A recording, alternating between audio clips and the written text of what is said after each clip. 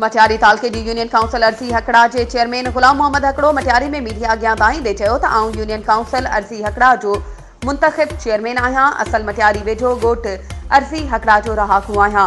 हिते असांजूं ज़मीनूं आहिनि पर कारोबार जे सिलसिले में हिन वक़्तु मुंहिंजी रिहाइश कराची जे डिफेंस वारे इलाइक़े में आहे। काफ़ी अरसे खां उते रिहाइश पज़ीर आहियां। उते असांजे पासे में हिकु ॾोहारी क़िस्म जो माण्हू सत्तार ब्रोही रहे थो जेको पहिरियां सफ़ीना गुटका जो गैर क़ानूनी कारोबार कंदो हो ऐं हाणे ईरानी तेल जो गैर क़ानूनी कमु करे थो जेको गुज़िरियल 3 महीननि खां मूंखे ऐं मुंहिंजी फैमिली खे मोतमार धमकियूं ॾेई रहियो आहे।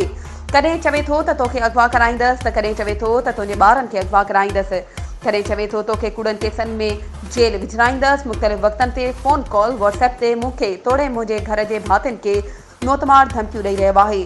हुन चयो त सत्तार ब्रोही ॾोहारी क़िस्म जो माण्हू आहे, उन करे मूंखे ऐं मुंहिंजी फैमिली खे हुन मां ख़तरो आहे। मां IG सिंध DIG कराची तोड़े SSP डिफेंस खां मुतालबो थो करियां त ॾोहारी सत्तार ब्रोही ख़िलाफ़ कार्रवाई करे मूंखे ऐं मुंहिंजी फैमिली खे तहफ़ुज़ फ़राहम कयो वञे। वधीक ख़बरुनि ऐं अपडेट्स जे लाइ असांजे चैनल खे सब्सक्राइब कयो ऐं हा बेल आइकन खे प्रेस करणु न विसारिजो त जीअं असांजी हर नई अचण वारी वीडियो तव्हां ताईं पहुची सघे।